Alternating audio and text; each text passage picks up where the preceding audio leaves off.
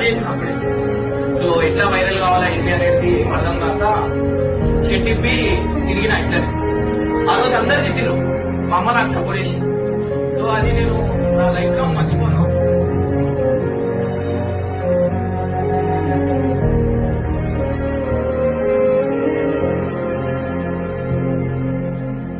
And ఇవాళ అందరూ ఎవరెవరైతే నాకు తిట్టిరో వాళ్ళందరూ ఇవాళ నాతో ఫోటో దిగారు. అదనిపించింది.